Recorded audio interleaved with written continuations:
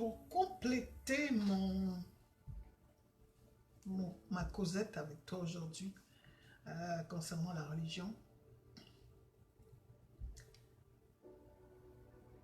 je veux te dire que si tu vas à l'église dans une perspective religieuse, dans une perspective de peur, parce que la religion met la peur. La religion apprend à l'homme à avoir peur de Dieu. Je veux te dire que tu n'aimes pas la présence de Dieu. Ok? Et sûrement, assurément, pour savoir si tu as peur de la présence de Dieu, lorsque tu vas dans une église, regarde à l'intérieur de toi et puis écoute quel genre de dialogue que tu as intérieurement. Observe aussi au niveau physique, est-ce que tu t'endors facilement? Et est-ce que tes pensées veulent s'en aller en quelque part rapidement? Est-ce que quand on commence à, par exemple, le moment que tu préfères le plus, c'est le moment où est-ce que on danse? Parce qu'à ce moment-là, la parole n'est pas encore là. Même si, parce que ta chair est plutôt au contrôle, ok? Ou les moments où est-ce qu'il y a une belle chanson, bien une soeur va faire un solo, ou un frère va faire un solo. Examine-toi. Parce que ton Père, il te connaît. Et il t'aime. L'Éternel ne regarde même pas ce que toi tu regardes. Parce que ses yeux, ce sont des yeux d'amour, des yeux de compassion, des yeux de grâce. Lorsqu'on avait amené la femme, surpris en flagrant délit, là, avait dit on l'a pris sur les faits. On l'avait amené à Jésus, Jésus ne l'avait pas condamné. Donc, les regards que Dieu a sur toi en tant que son enfant, c'est un regard d'amour.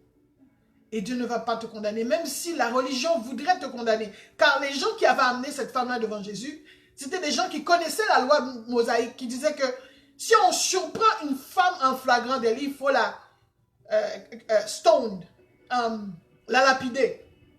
Mais là, on est en présence du Dieu créateur. Et on a surpris cette personne vraiment en flagrant délit. Oui, probablement, sûrement que tu as fait la bêtise que les gens veulent t'accuser. Tu l'as sûrement faite. Mais ce n'est pas parce que tu as fait cette bêtise que Dieu va te condamner.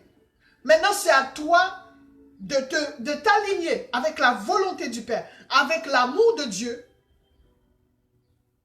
pour accepter le pardon qui t'a déjà été accordé avant même que tu sois arrivé dans le sein de ta mère, avant même que ton père et ta mère se soient retrouvés et qu'on a dit il y a une conception.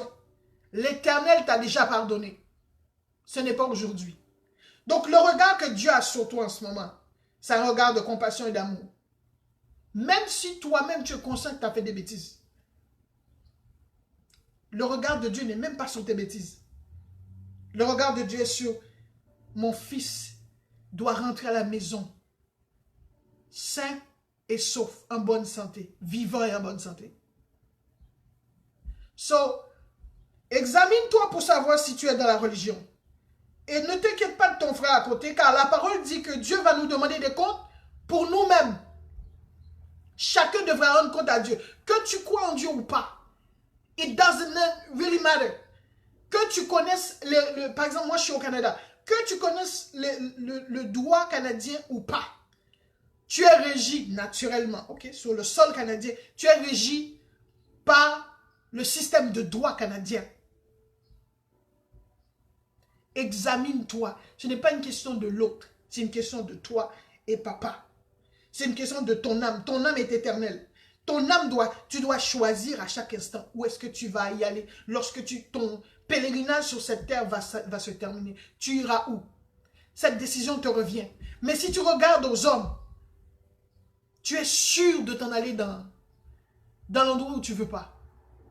Moi, si je désire manger des fraises, je vais aller dans un magasin, aller les acheter. Je ne vais pas les semer parce que je ne suis pas dans un climat et je ne connais pas trop la culture des fraises et tout. Je ne me mettrai pas là-dessus. J'irai m'acheter des fraises. Quel est mon point? Si tu t'attardes pour plaire aux hommes, la fraise que tu veux manger, tu ne la mangeras pas. La semence que tu veux, la récolte que tu désires, tu ne l'auras pas. Tu auras quelque chose d'autre. c'est entre toi et ton Père. Et Dieu t'aime. Alors, examine-toi pour savoir si tu es dans la religion. Je répète, est-ce que tu t'endors facilement à l'église? Est-ce que dès que la parole arrive, tu as hâte de t'en aller? Ça veut dire que ton cœur n'est pas là. Tu n'es pas vraiment investi. Tu n'es pas vraiment à l'église pour te ressourcer. Pardon.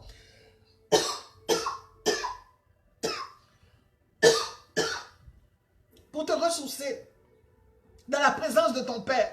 Tu n'es pas à l'aise en sa présence. Et si tu n'es pas à l'aise, ça veut dire que tu te sens comme un étranger dans la présence de ton Père. Donc tu ne le connais pas. La chose la plus simple à faire, fais cette prière tout simplement. Tu demandes au Saint-Esprit de te rendre conscient de la présence de Dieu en toi. Au lieu que tu sois conscient de toutes ces affaires-là. Dis simplement, Saint-Esprit, viens en moi. En ce moment, je ne te connais pas. Oui, j'entends, mais je suis mal à l'aise quand tu es là. Listen. Si j'étais ton ami et que je viens chez toi et que toi, pour X raison, tu veux pas ma présence, je crois que tu me l'aurais dit. En tout cas, j'espère. D'accord? J'espère que tu me l'aurais dit. C'est la même chose avec notre Père. Mais ce qui est plus poussé, c'est que notre Père, il sait déjà quel est l'état de ton cœur. So, tu n'as même pas besoin de cacher ça à ta conscience que je suis mal à l'aise dans la présence de Dieu en ce moment. Pourquoi? Répète-le. Dieu, je suis mal à l'aise en ce moment de ta présence. Je ne comprends pas pourquoi. Mets la lumière en moi.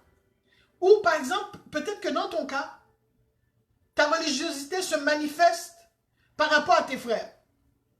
Quand je regarde tel frère, exemple, peut-être à cause de sa vie passée, ou peu importe, ce qui te vient à l'idée, on va dire. Par exemple, j'ai déjà vécu de backstabbing. Comment on dit ça en français? En tout cas, j'avais un ami que je pensais qu'il était un frère. Je le considérais vraiment comme un frère. Je voulais qu'il réussisse. Comme je voulais m'investir, je voulais l'aider et tout ça. Mais quelques temps plus tard, le Saint-Esprit m'a appris que c'était un traître. Voilà. Ça m'avait vraiment, vraiment blessé. Donc, ça a pris, quand le Saint-Esprit m'a dit de me détacher de ta personne, premièrement, mon âme, les émotions de mon âme ne voulaient pas se détacher parce que j'étais habitué, ça faisait des années, plus qu'une dizaine d'années qu'on se connaissait. Puis c'était comme mon frère, j'allais chez lui, puis on se considérait comme la famille. Sa famille aussi me considérait comme de la famille. Donc c'était dur pour moi de me déconnecter de cette personne-là. Mais finalement, quand j'ai pris la distance, j'ai réalisé que la distance physique, il n'était pas une distance émotionnelle. Maintenant, il me fallait restauration dans mon âme. OK? Pour que quand je verrai ce frère-là, que je le vois maintenant à travers les regards de Dieu. Est-ce que vous me comprenez? Donc, parfois, la religion va aussi t'amener à voir l'autre selon ses faiblesses ou selon les bêtises qu'il a faites. Pardonnez-moi. Examinez-vous pour voir. Et si, lorsque tu vois un païen, par exemple, si c'est quelqu'un de tatoué ou, je ne sais pas moi, qui a des trous, peu importe. Si ta première pensée ou première émotion, c'est « Ah, ils sont foutus, ils sont pas bons, ils sont dégueulasses », tu es certainement, je te dis sans l'ombre d'un doute, tu es certainement dans la religion. Parce que lorsque Jésus-Christ marchait sur la terre, les pharisiens le pointaient du doigt en disant « Hey, lui là, il se tient avec les gens de mauvaise vie, il mange avec des prostituées, il ne sait pas. » Quand Marie-Madeleine est arrivée, il y en a un qui a dit « Si cet homme était vraiment un prophète, il saurait qui est cette femme. » Mais Jésus connaissait.